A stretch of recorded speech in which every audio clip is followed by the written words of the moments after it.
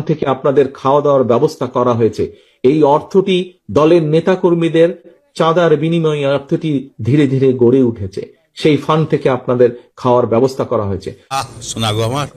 তারেক রহমান আসছে, আমার মনে হয় 4 ভাগের 3 ভাগ লোকই আজকে ঢাকা শহরে অবস্থান নিচ্ছে। আচ্ছা, আনুমানিক ধরেন 50 কোটি। সবাইকে TWM এর পক্ষ থেকে 2026 সালের নতুন বছরের শুভেচ্ছা। Happy new year 2026। तो चलिए शुरू करते हैं। जी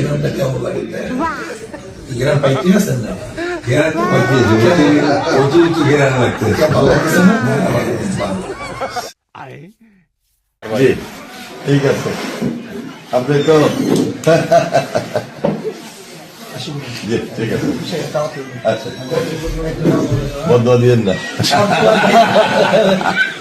বাংলাদেশের কনস্টিটিউশন অনুযায়ী যখন তফসিল ঘোষণা করা হবে, তারপরে কেউ কখনোই সে ভোটার হতে পারবে না। তো ওনার জন্য আইন একরকম, আমি যদি এখন কোর্টে যাই যে না ওনাকে দিলেন তা আমাকে দিবেন না কেন, কিভাবে হবে? তাহলে আইনের শাসন উনি মানলেন না।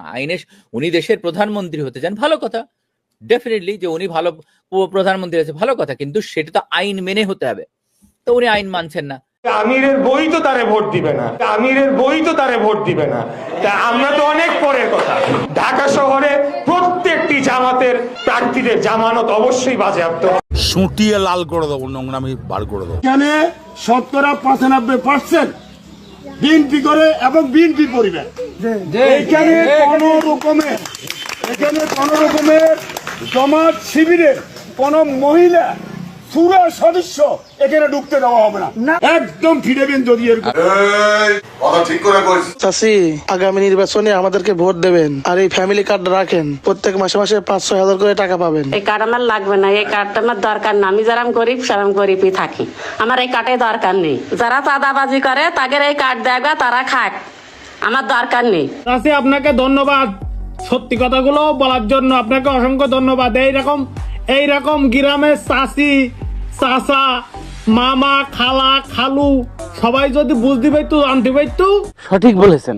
আগে তো বোরকা ছাড়া নাচতো, যখন থেকে তাদের বড় বড় সিনিয়র নেতৃবৃন্দ ঘোষণা দিচ্ছে আমরা মদিনার ইসলাম পালন করি, তখন থেকে তারা বোরকা পিন্দা নাচা শুরু করছে। আমরা মদিনা ইসলামে বিশ্বাস করি। দেখেন কিভাবে এটা নাকি মদিনার ইসলাম। সবাইকে বলবো শেয়ার দিয়ে বাংলাদেশের সব মানুষকে দেখার সুযোগ করে দিবেন তারা কিভাবে মদিনার ইসলাম পালন করছে। তারা হচ্ছে একজন আল্লাহর ওলি। জামাত নামে রাজনৈতিক দল মানে 2টা আসন পাবে কিনা কোনো গ্যারান্টি নাই। এরে আমতারে কাঙ্গির পোলা, জামাতে ইসলামে 2টা আসন পাইবো না, কয়টা আসন পাইবো এটা আমরা জানি। এ বাং পোলা, তুই 200 ভোট নি পাইবি, তুই হেই চিন্তা কর। যুবলীগ, আওয়ামী লীগ, দল মত নির্বিশেষে আমি মৃত্যুর আগ পর্যন্ত ইনশাআল্লাহ আপনাদের সাথে থাকবো। জসিম যে মৃত্যুর আগে পর্যন্ত আওয়ামী লীগের সাথে থাকবে বলছে, সে কিভাবে ধানের শীষের প্রার্থী হবে? এটা কোনো কথা? বাংলাদেশে সূর্য ওঠে সেটাও বিএনপির জন্য, সূর্য অস্ত যায় সেটাও বিএনপির জন্য। যেই বিএনপির নেতা কর্মীদের জন্য গত 15 বছর লড়াই করলাম, তারা আমাকে এখন ধাক্কা দেয়। একই দিনে বিএনপির 2 গুরুত্বপূর্ণ ঘটনা, দলের চেয়ারপারসন বেগম খালেদা জিয়ার মৃত্যু এবং দল থেকে রুমিন ফারহানা সহ 9 শীর্ষ নেতার বহিষ্কার। দেখেন, বেগম খালেদা জিয়া মারা গেল, একটা শোকের দিন। ওই শোকের দিনেই কি ওনারা 9 জনকে বহিষ্কার করতে হবে? 9 জন বা কয়জন আমি জানি না, এরকম বহিষ্কার করছে। এর মধ্যে রুমিন ফারহানা আছে।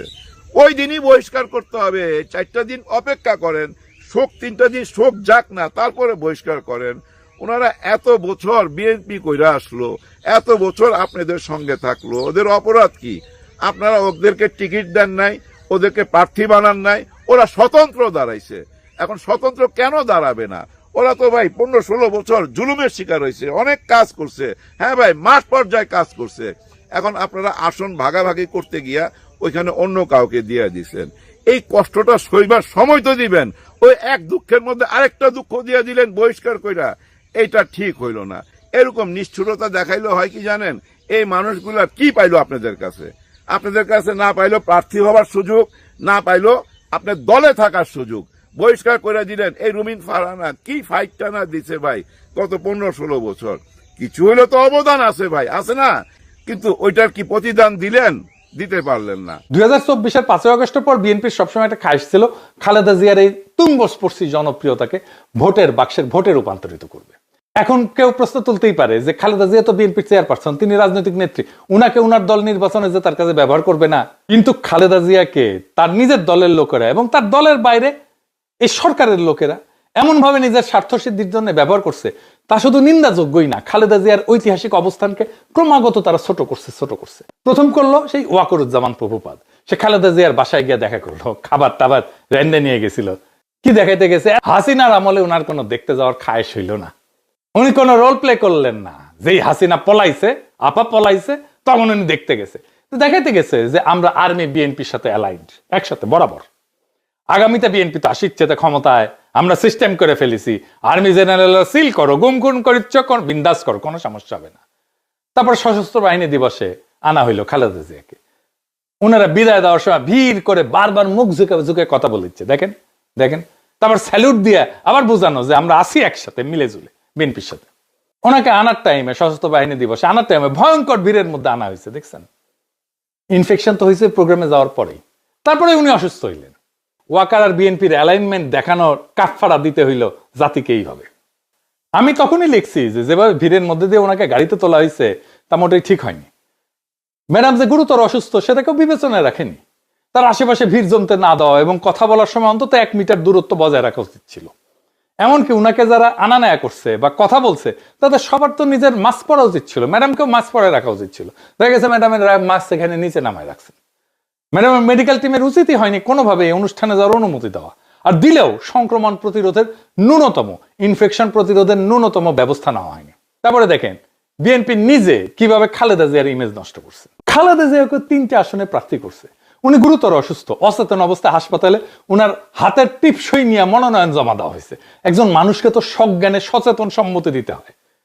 এখন অচেতন বা ঘরের মধ্যে থাকা কোনো মানুষের হাতের টিপসই কি আমরা সচেতন সজ্ঞান সম্মতি বলতে পারি না। তো এই লেভেলে নামার তো দরকার ছিল না। সারা জীবন তো যন্ত্রণা দিচ্ছেন উনারে, ওনার কথা শুনেন নাই। আওয়ামী বিরোধী আন্দোলনে উনার দেয়া কর্মসূচিতে দলের স্থায়ী কমিটির সদস্য হয়ে বাধা দিচ্ছেন আপনারাই। এখন উনারে অসুস্থ অবস্থায় জাতি যেখানে উনারে মাথায় তুলে রাখতেছে, উনারে আপনাদের মাটিতে নামায় আনতেই হবে যেন ভোটে জিততে পারেন। সি রে ননি সি। খোদা তাআলা যে আমানত আমাদেরকে দিছিলেন, আমানত আমরা রক্ষা করতে ব্যর্থ হয়েছি কিছু মানুষের লোভে, তার দলের ধান্দায়। যাকে আমরা সমস্ত বাংলাদেশের জন্য মাথার ছাতা করতে চাইছিলাম, তারা তাকে কুক্ষিগত করছে নিজেদের নিজ স্বার্থে।